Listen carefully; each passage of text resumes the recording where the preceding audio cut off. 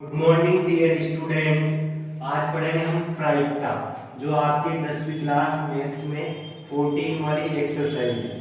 तो सबसे पहले प्रश्न आता है कि प्रायिकता जो है, प्रायिकता क्या होती है। तो प्रायिकता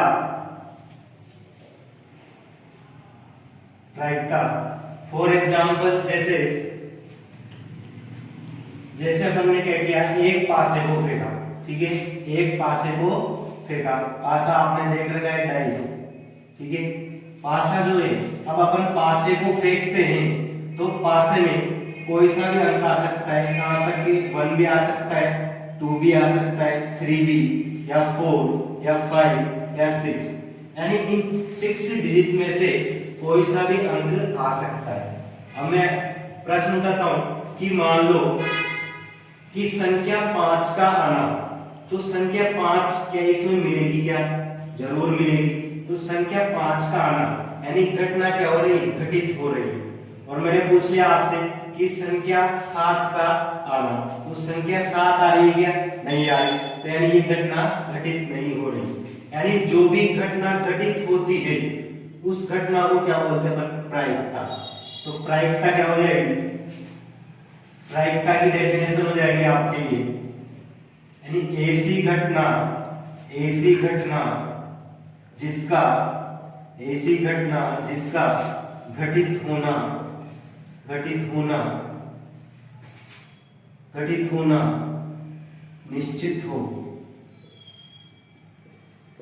घटित होना निश्चित हो या पाया जाए,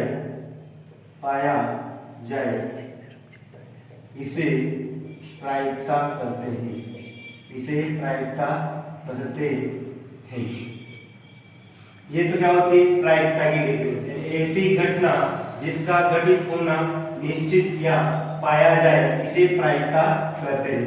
प्रायिकता के लिए सूत्र भी होता है प्रायिकता, इसको अपन पी से व्यक्त करते हैं। ई क्या होती है? इवेंट, घटना, और पी क्या होती है? Probability of event. तो पी बराबर होता है ई के अनुकूल परिणाम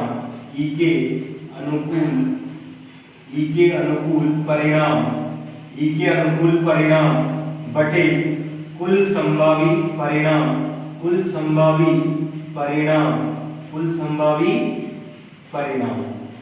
ये क्या होता है? अपने प्रायिकता के लिए सूत्र होता है कि प्रायिकता P बराबर E के अनुकूल परिणाम बटे कुल संभावी परिणाम।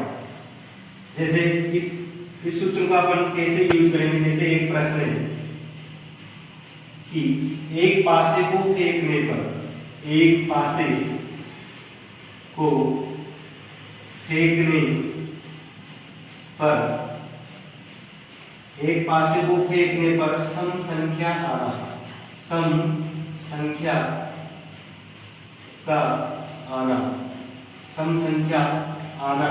सम संख्या के आने की प्रायिकता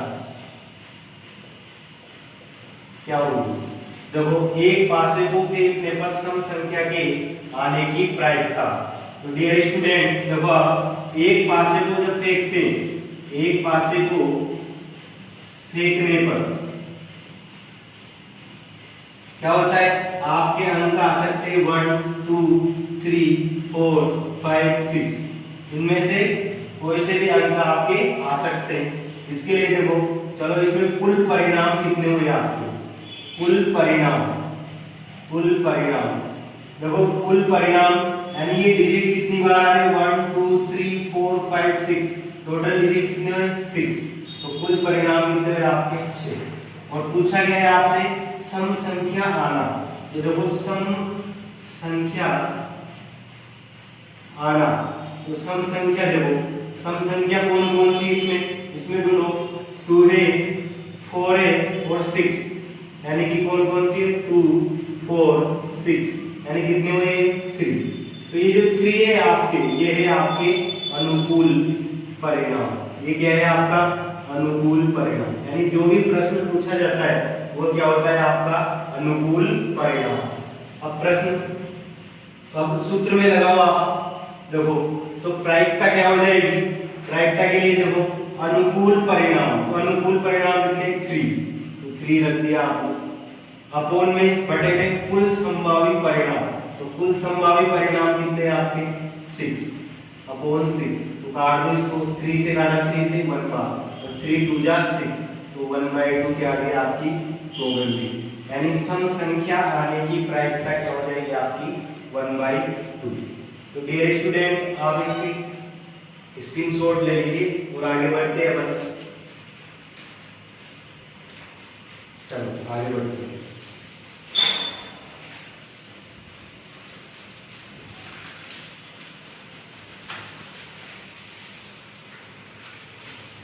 महत्वपूर्ण बिंदु आईएमपी पॉइंट जो आपके बोर्ड में बार बार पूछे जाते हैं, एक एक नंबर में ये प्रश्न आते हैं, इनको आपको ध्यान रखना जरूरी है। जैसे देखो प्रायिकता जो होती है आपकी पीई, प्रायिकता पीई, इसकी जो वैल्यू होती है पीई की वैल्यू ये होती है आपकी 0 से बड़ी उसके बराबर, 0 से बड़ी उसके बराबर, और क्या होती है 1 से छोटी और उसके बराबर। तो ये पहला पॉइंट है, ये आपको याद रखना है, ये बहुत सी बार पेपर में पूछा जा चुका है। फिर दूसरा पॉइंट PE1 यानी पहली घटना, PE1 यानी जैसे पहली घटना प्लस PE2 यानी दूसरी घटना प्लस ऐसे बहुत सारी घटनाएं घटित होंगी, इन सब का सम कितना होगा आपका 1 के बराबर होगा। किसके बराबर होगा 1 के बराबर, यानी सभी प्रारंभिक घटनाओं का योग कितना होता है 1 होता है। सभी प्रारंभिक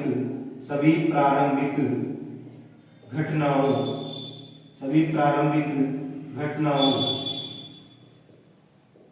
की प्रायिकताओं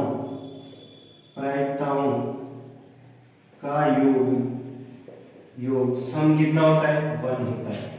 P1 यानी पहली प्रायिकता की घटना, P2 दूसरी प्रोबेबिलिटी, P3 ऐसे कहां तक जाएगा PEN तक, कितने भी हो सकते हैं, उन सबका सम कितना होगा 1। सभी प्रारंभिक घटनाओं की प्रायिकताओं का योग कितना होता है 1। सेकंड पॉइंट, थर्ड पॉइंट देखो PE यानी घटना के घटित होने की प्रायिकता, ठीक है, प्लस PE बार, ई घटना घटित होने की प्रायिकता, ई बार घटना घटित नहीं होने की प्रायिकता, इन दोनों का सम कितना होता है 1। अब इसमें जैसे आपसे ये वाला मान दे देंगे, जैसे एक क्वेश्चन देखो आप, इसके लिए प्रश्न कैसा है, जैसे PE बराबर दे दिया आपके लिए कितना 0.95 दे दिया, ठीक है, तो PE बार क्या होगा, तो आपके पास एक प्रश्न है, इसको लगाओ, आप ये फॉर्मूला है आपके, ठीक है, तो चूंकि PE plus PE bar equal to कितना होता है 1, ये फॉर्मूला होता है। अब आपको क्या गिवन है, क्या दे रखा है PE दे रखा है आपको, तो PE की वैल्यू रखो आप, PE के स्थान क्या रखेंगे 0.95 प्लस PE बार क्या दे रखा है आपको, ये ज्ञात करना है, साहब ज्ञात करना है, नहीं ये दे रखा है यहाँ पे 1। अब निकाल लो PE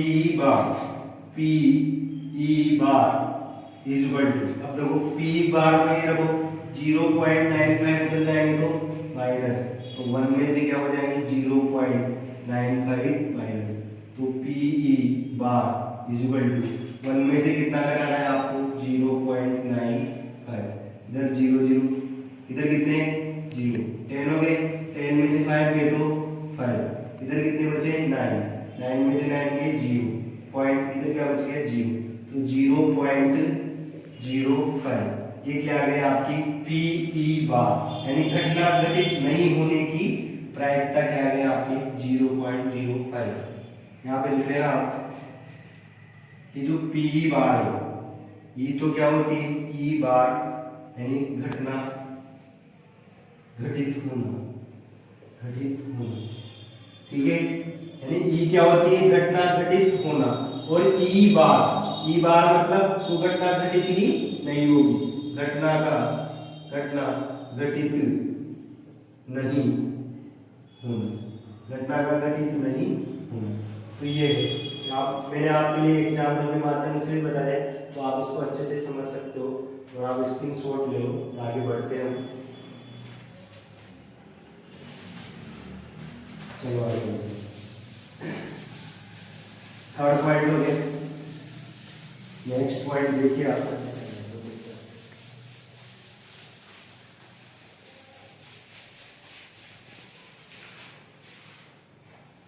फोर्थ पॉइंट देखिए। एक होती है निश्चित घटना, निश्चित घटना, निश्चित घटना।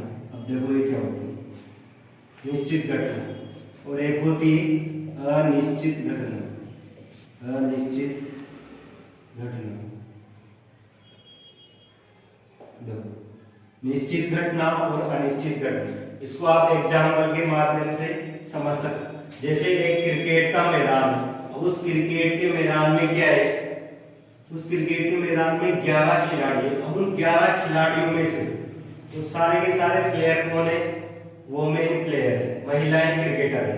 अब अगर मैं उसमें से पूछूं कि भाई इस खिलाड़ियों में से रमेश का होना, क्या रमेश नाम का व्यक्ति उस महिलाओं की क्रिकेट टीम में मिलेगा? क्या नहीं मिलेगा। रमेश तो क्या है भाई, रमेश तो लड़का है ना, और वो तो वोमेन क्रिकेटर है सारे, तो वोमेन में नहीं मिलेगा। यानी रमेश उस टीम में नहीं मिलेगा, यानी कि क्या है, रमेश वाली घटना वहां पे घटित नहीं हो रही है। यानी वो कौन सी घटना है, अनिश्चित घटना है। यानी जो घटना कभी भी घटित ही नहीं होगी, तो वो घटना कौन सी होगी, आपकी अनिश्चित घटना। दूसरी बात, जैसे मैंने उस 11 क्रिकेटरों में कोई गीता नाम की लड़की है। अब मैं पूछ रहा हूं आपसे कि गीता नाम की क्रिकेटर होने की प्रायिकता, तो गीता नाम की क्रिकेटर उसमें मिलेगी, जरूर मिलेगी। क्यों? क्योंकि उसमें गीता नाम की महिला क्रिकेटर मौजूद है। इसका मतलब क्या हुआ, वो घटना आपको उसमें मिली, यानी घटना घटित हुई। तो क्या हुआ, ये घटना निश्चित ही घटित हुई। यानी जो घटना निश्चित ही घटित होती है उसको क्या बोलते हैं, निश्चित घटना। तो आई होप आपको एग्जाम्पल के माध्यम से अच्छे से समझ में आ गया होगा। तो निश्चित घटना की डेफिनेशन क्या बन जाएगी, ऐसी घटना जिसका घटित होना संभव हो। ऐसी घटना जिसका घटित होना संभव हो, उसे निश्चित घटना कहते हैं। उसे कौन सी घटना कहेंगे, निश्चित घटना कहते हैं, उसे निश्चित घटना कहते हैं। ठीक है। अब देखो ये निश्चित घटना है, यानी ये घटना क्या हो रही है, घटित हो रही है। यानी जो घटना निश्चित ही घटित होगी, इसका मतलब है उसकी कुछ ना कुछ वैल्यू मिलेगी, यानी वो मान के फिक्स। तो निश्चित घटना की प्रायिकता, ये प्रश्न बार बार आ चुका है पेपर में बहुत सी बार। निश्चित घटना की प्रायिकता, तो निश्चित घटना की प्रायिकता कितनी होती है, प्रश्न बहुत सी बार पूछा गया है। पीई प्रायिकता ऑफ निश्चित घटना, तो क्या हो जाएगी, पीई बराबर 1। ये हमेशा याद रखना है। यानी ये घटना घटित हो रही है ना, घटना मिलेगी आपको, निश्चित ही मिलेगी, तो पीई बराबर कितना हो जाएगा, 1 हो जाएगा आपके लिए। अनिश्चित घटना, ये क्या होगी, जो घटना घटित ही नहीं होगी, तो उसको क्या बोलेंगे अपन, अनिश्चित घटना। तो ऐसी घटना जिसका घटित होना असंभव हो, उसे क्या बोलेंगे अपन, अनिश्चित घटना बोलेंगे। उसको क्या बोलेंगे, अनिश्चित घटना कहते हैं। उसे क्या बोलेंगे, अनिश्चित घटना। इसका एक और नाम है भाई, अगर इस नाम से है असंभव घटना, तो फिर उसका क्या हो जाएगा, संभव घटना। इन दोनों में से कोई से भी नाम से आ सकती है, आपको ये याद रखना है, इंपॉर्टेंट है, बहुत सी बार आ चुका है। तो बताओ अनिश्चित घटना की प्रायिकता कितनी हो जाएगी, अनिश्चित घटना की प्रायिकता ये कितनी हो जाएगी, अनिश्चित घटना की प्रायिकता पीई बराबर कितने, 0। यानी जो घटना घटित ही नहीं होगी वही जीरो होगी। जैसे मान लो और समझो आप, जैसे एक पासे को फेंका जाता है, उस पासे में कितने अंक आएंगे? 6 आएंगे। 1 2 3 4 5 और 6, यानी टोटल कितने आएंगे? 6 अंक आएंगे। अब मैं आपसे पूछ लेता हूं कि बताओ संख्या 4 का आना, संख्या 4 के आने की प्रायिकता। तो संख्या 4 इसमें मिल रही है, तो ये कौन, यानी ये घटना क्या हो रही है? घटित हो रही है। तो ये घटना कौन सी हुई? आपकी निश्चित घटना, यानी अवश्य ही घट रही है। तो ये कौन सी घटना है? आपकी निश्चित घटना, यानी जो घटना घटित होती है उसको अपन निश्चित घटना बोलते हैं। अब प्रश्न में पूछता हूं आपसे कि मान लो एक पासे को फेंकने पर संख्या 7 का आना, तो 7 मिलेगी क्या इसमें? नहीं। तो संख्या 7 यानी वो घटना घटित ही नहीं हो रही है, और जो घटना घटित नहीं होगी उस घटना को क्या बोलेंगे अपन? अनिश्चित घटना। आई होप आपको ये समझ में आ गया होगा। आप इसका स्क्रीनशॉट ले लीजिए और फिर आगे बढ़ते हैं। जितने भी इंपॉर्टेंट पॉइंट मैंने आपको लिखवा दिए, अब अपन किताब के प्रश्न सोल्व करते हैं। देखो इसमें आपको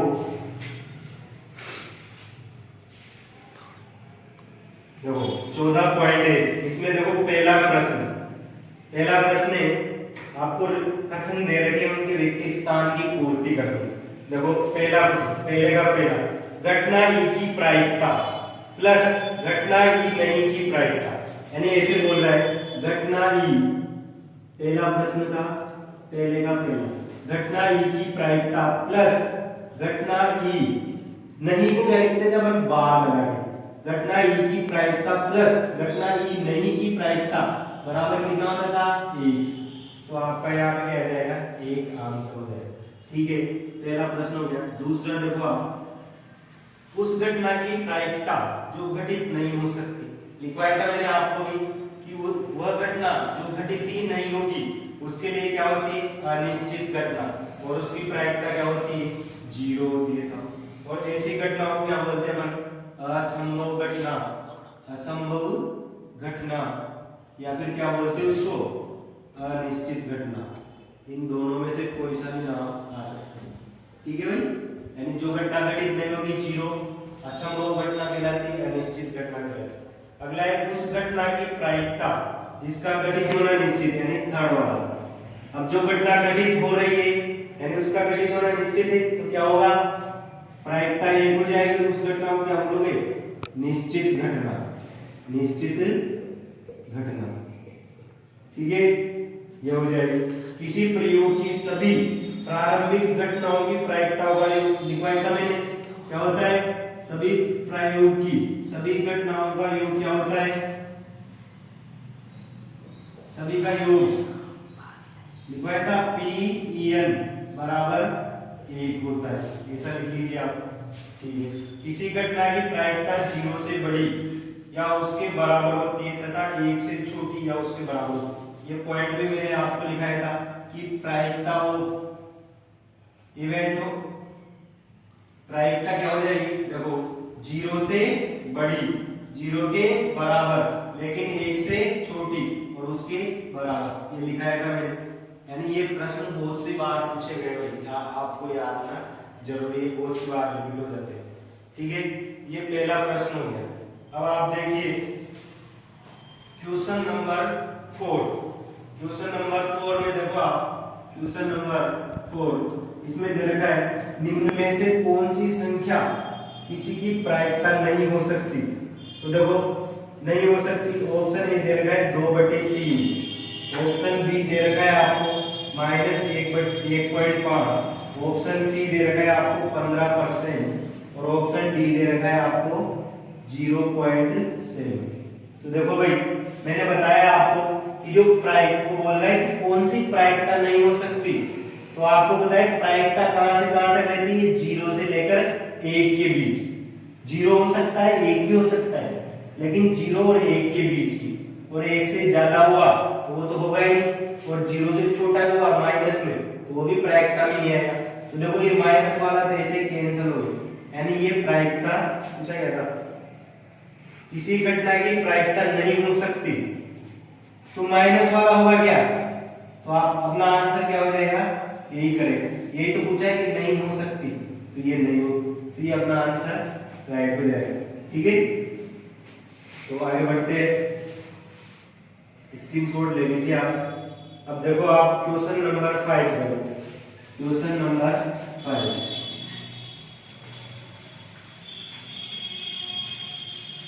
क्वेश्चन नंबर 5 देखो क्या दे रखा है क्वेश्चन नंबर 5 में। देखो यदि P बराबर दे रखा है आपको क्या 0.05 है, तो E नहीं की प्रायिकता क्या होगी, E नहीं की प्रायिकता ये निकाल। देखो मैंने आपको बताया था कि देखो जो P ही है, P यानी प्रायिकता घटित हो रही है, उसकी प्रायिकता 0.05 है। तो E नहीं को क्या व्यक्त कर देते हैं अपन E बार से, यानी P बार पूछ लिया आपसे। ठीक है, तो क्या क्या दिया है, P दे रखा है आपको 0.05 तथा पूछा गया है आपसे PE बार ज्ञात करना है। ये होता है भाई PE नहीं का मतलब PE पर बार। तो देखो अपने पास फॉर्मूला है, चूंकि PE घटना घटित होने की प्रायिकता प्लस PE बार यानी घटना के घटित नहीं होने की प्रायिकता, इन दोनों का सम कितना होता है, ए। लिखा है था, फॉर्मूला लिखवाया था ये, है ना भाई। तो ये हो गया PE प्लस PE बार बराबर ए। अब जो जो वैल्यू दे रखी है आप उसके मान खुद कर दो। तो PE कितना दे रखा है, ये 0.05 प्लस PE बार कितना दे रखा है अपने को, ये ज्ञात करना है, निकालना है ना, फाइंड आउट करना है आपको इसको। PE bar is equal to 1 minus 0.05। तो PE बार 1 में से 0.05 निकालोगे तो क्या आएगा भाई, देखो 1 इसमें से क्या निकाल रहे हो आप 0.05 0 0। देखो 10 में से 5 गए तो 5, इधर कितने बचे 9 एंड 0 तो 9 पॉइंट, इधर क्या रहेगा 0, तो क्या आएगा 0.95। ये क्या हो जाएगा आपका आंसर।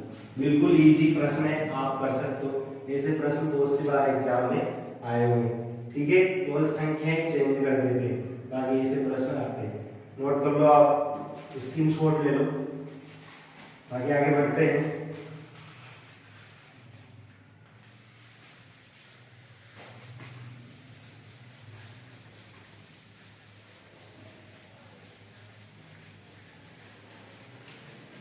अगला प्रश्न देखिए आप, क्वेश्चन नंबर 6। देखो एक थैले में केवल नींबू की महक वाली मीठी गोलियां हैं, यानी कि एक थैला है उसमें क्या है, केवल नींबू की महक वाली गोलियां। मालिनी बिना थैले में जाके उसमें से एक गोली निकालती है, इसकी क्या प्रायिकता है कि वह निकाली गई गोली। देखो क्वेश्चन नंबर 6, एक थैले में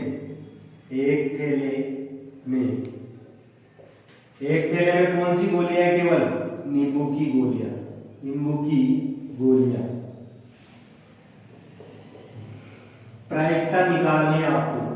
पहला प्रश्न है संतरे की महक वाली गोलियां।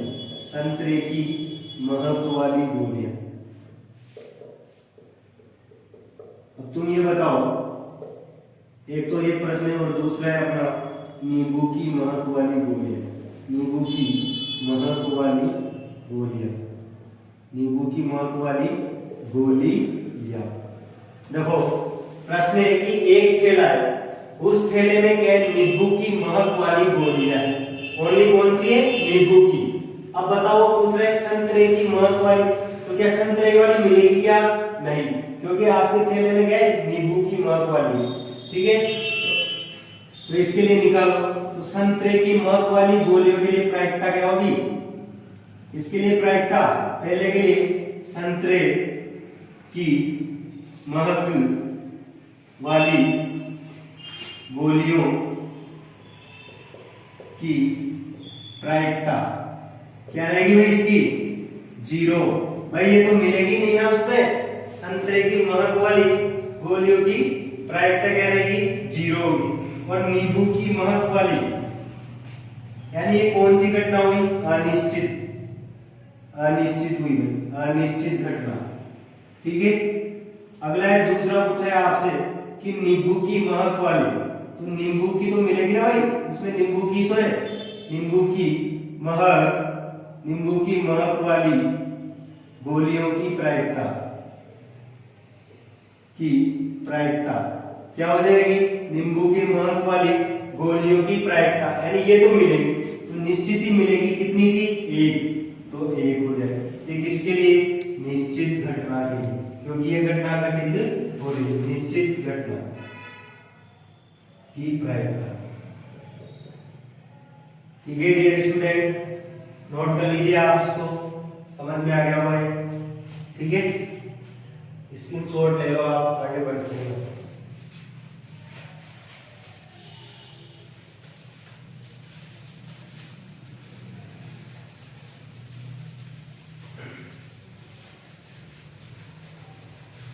अब देखो, अब आएंगे आपके ताश वाले प्रश्न।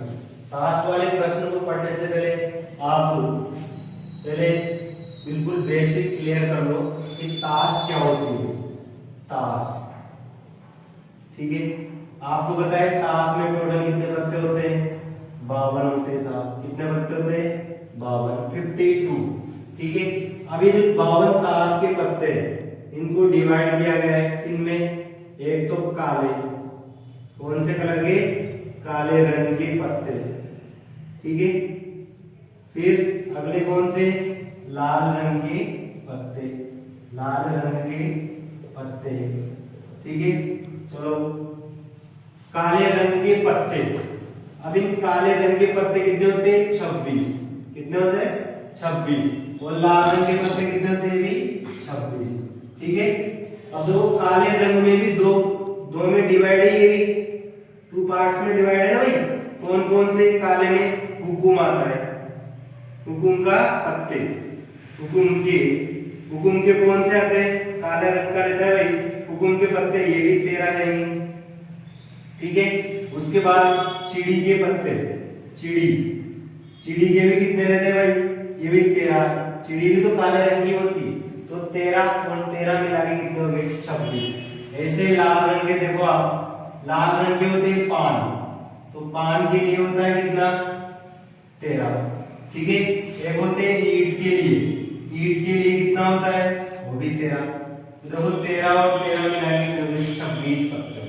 अब देखो कुछ इंपॉर्टेंट है, जैसे तस्वीर वाले पत्ते, तस्वीर वाले पत्ते, तस्वीर वाले पत्ते। अब तस्वीर वाले पत्तों का मतलब है कि फोटो वाले पत्ते, इनको फोटो वाले भी बोलते हैं, फोटो वाले। ठीक है, या फिर इनको बोलते हैं दरबारी। कौन से, दरबारी पत्ते, दरबारी पत्ते। अब देखो आपको बताए तस्वीर वाले पत्ते, फोटो वाले पत्ते, दरबारी वाले पत्ते, इनमें आता है एक तो जैसे गुलाम का, गुलाम दरबार होते हैं भाई, गुलाम है, और गुलाम के साथ कौन, बेगम। ठीक है, और बेगम के साथ कौन, बादशाह। तो ये सारे दरबारी तो है, इनको क्या बोलते हैं, दरबारी पत्ते। तो तस्वीर, इन सब पे तस्वीर होती है, तस्वीर वाले पत्ते, फोटो होता है इसलिए फोटो। अब गुलाम के कितने होते हैं, तो गुलाम एक तो हुकुम का रहेगा आपका गुलाम, एक चिड़ी वाला गुलाम, और एक पान वाला गुलाम, और एक ईंट वाला गुलाम। ऐसे मिला के कितने हो गए, 4। ऐसे बेगम के भी कितने होते हैं, 4। ऐसे बादशाह के कितने होते हैं, 4। टोटल मिला के कितने होते हैं, 12। यानी तस्वीर वाले पत्तों की संख्या कितनी होती है, 12 होती है। ये आपको ध्यान होना चाहिए। अगला देखो इक्का कितना होता है, इक्के कितने होते हैं भाई, 4 होंगे भाई। एक हुकुम का इक्का, चिड़ी का इक्का, पान का इक्का और ईंट का इक्का, तो कितने हो गए, 4 इक्के होते हैं। ये चीज समझ में आया आपके, इसको नोट कर लो आप, स्क्रीनशॉट भी ले सकते हो आप।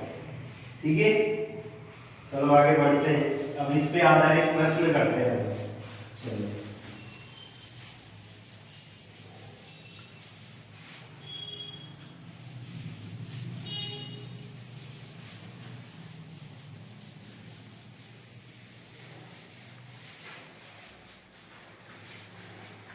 चलो पासा वाला भी समझ लो आप, पासा के लिए ताश तो समझ लिया आपने, अब पासा के लिए डाइस। अब डाइस के लिए क्या क्या प्रश्न बनते हैं देखो। जब पहला, जब एक पासे को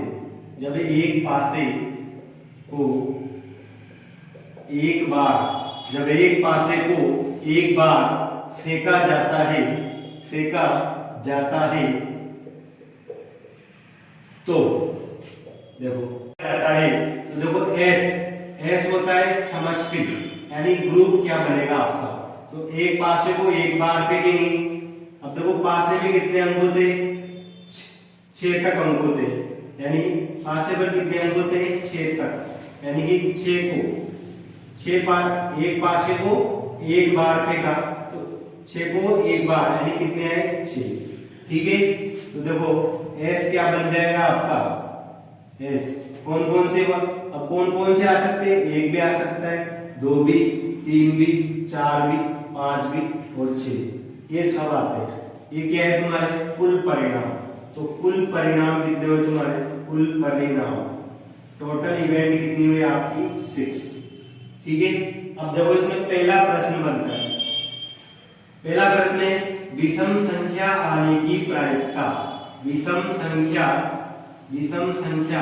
आने की प्रायिकता, विषम संख्या आने की प्रायिकता। देखो ये क्या हो जाएगी, विषम संख्या। सबसे पहले देखो विषम संख्या कौन कौन सी होती है भाई, विषम संख्या कौन कौन सी होती है, विषम संख्या होती है अपनी, देखो 1। देखो इसमें विषम संख्या कौन कौन सी आएगी, विषम संख्या उसको बोलते हैं भाई कि जिसमें 2 का भाग नहीं जाना चाहिए। तो 2 का भाग नहीं जाने वाली कौन कौन सी संख्या है, 1 है, फिर 2 नहीं जाएगा, 2 तो नहीं है ना भाई इसमें, 3 है, फिर 4 नहीं आएगा, 5 है, 6 भी नहीं है, तो कितने हुए, 3। ये तुम्हारे अनुकूल परिणाम, इनको क्या बोलते हैं भाई, अनुकूल परिणाम, इनको बोलते हैं भाई अनुकूल परिणाम। ठीक है, तो देखो सूत्र क्या होता है अपना, प्रायिकता बराबर प्रायिकता। ये फॉर्मूला तो आपको लगाना ही है, फॉर्मूला लगाना है आपको, प्रायिकता पीई बराबर ई के अनुकूल परिणाम, ई के अनुकूल परिणाम बटे में कुल संभावी परिणाम, कुल संभावी परिणाम।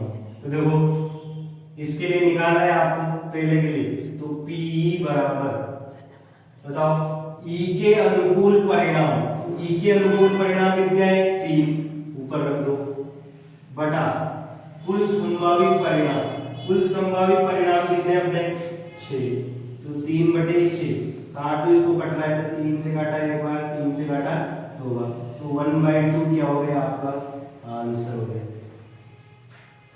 आई होप आपको समझ में आया होगा।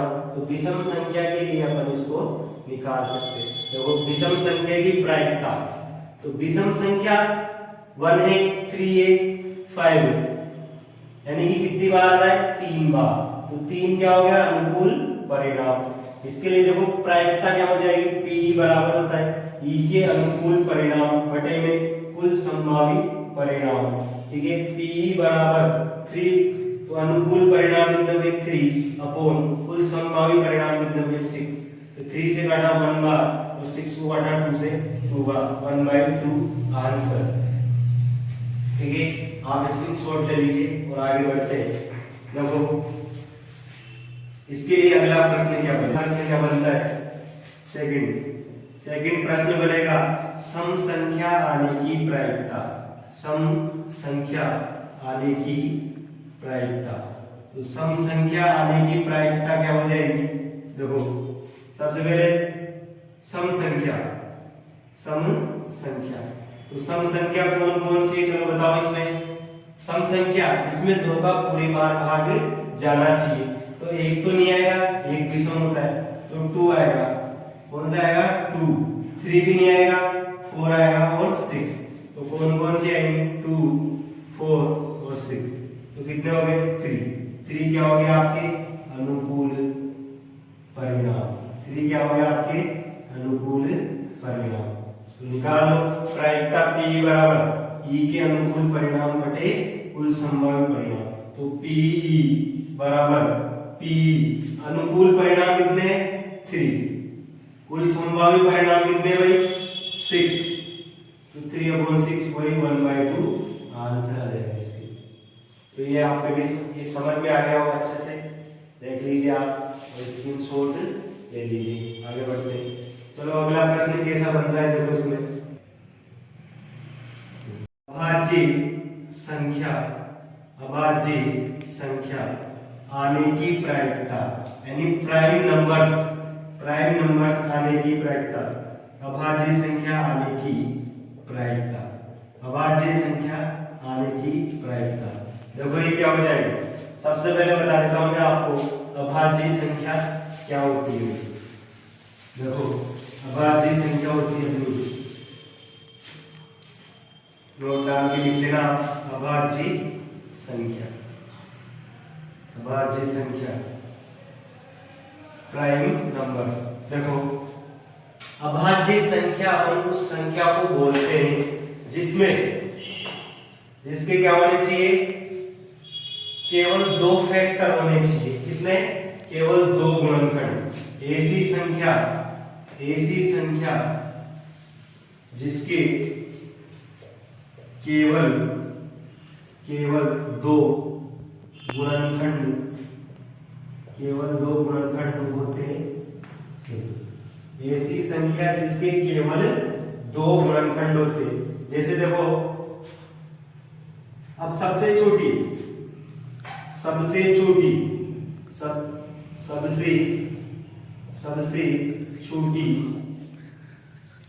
अभाज्य संख्या, सबसे छोटी भी है और सम भी है। सबसे छोटी सम अभाज्य संख्या कौन सी है, सबसे छोटी सम अभाज्य संख्या कौन सी है, 2, यह है 2। देखो मैंने क्या बोला, अभाज्य संख्या ऐसी संख्या जिसके केवल 2 गुणनखंड होते हैं। 2 गुणनखंड, जैसे मान लो 2 लिया आपने, तो 2 को क्या लिख सकते हो आप, तो 2 गुणनखंड का मतलब है उसमें उस संख्या में भाग जाना चाहिए। तो 2 में 2 का जाता है, सही है। फिर 2 में 1 का भी जाता है, तो 2 और 1 2 गुणनखंड हो गए। अब इससे ज्यादा नहीं है इसके, ये। फिर अगला देखो 3 के लिए 3 है और एक 1 है, तो इसके भी 2 गुणनखंड हो। 4 के लिए देखो, 4 में 1 का भी जाता है, 2 का भी जाता है, 4 का भी, तो 2 से ज्यादा फैक्टर हो गए, यानी ये अभाज्य संख्या नहीं होती। 5 में देखो 5 का 5 में जाता है और 1 का भी जाता है, तो इसके भी 2। 6 को देखो आप, 2 का जाता है, 1 का जाता है, 3 का जाता है और खुद 6 का जाता है, इसके भी ज्यादा 2 से फैक्टर हो गए। तो जिसके केवल कितने फैक्टर होने चाहिए, 2, वो क्या होती है आपकी अभाज्य संख्या। तो कौन कौन सी आएगी अभाज्य संख्या, 2 आएगी, 3 आएगी और 5 आएगी। तो कौन कौन सी आएंगी, जैसे 2 हुई, 3 हुई, 5 हुई, 7 भी आएगी क्या, 9 भी आएगी क्या, 9 नहीं आएगी, क्योंकि 9 में 1 का जा रहा है, 3 का जा रहा है, खुद 9 का जा रहा है, तो नहीं आएगी। 9 के बाद 11 आएगी, 13 आएगी, 15 भी नहीं आएगी, 17 आएगी, 19 आएगी, 19 के बाद 20, 21 नहीं आएगी, 22, 23 आएगी, फिर 25 भी नहीं आएगी, 26 नहीं आएगी, 27 नहीं आएगी, 28 नहीं आएगी, 29, ऐसे चलता रहेगा। तो आपको ये पहचानना आना चाहिए। अभाज्य संख्या किसे कहेंगे, ऐसी संख्या जिसके केवल 2 गुणनखंड होते हैं। सबसे छोटी सम अभाज्य संख्या है आपकी 2, जैसे 2, 3, 5, 7, 11, 13। ये प्रश्न आया हुआ है, एक बार प्रायिकता में प्रश्न आया हुआ है कि सबसे छोटी सम अभाज्य संख्या आने की प्रायिकता, तो वहां कितनी आ रही है, 2, तो 1/6 आंसर था। चलो आगे बढ़ते हैं, ये अभाज्य संख्या और आपकी समझ में आ गया होगा। ठीक, आज के लिए इतना ही काफी, बाकी कल पढ़ते हैं। Thank you so much.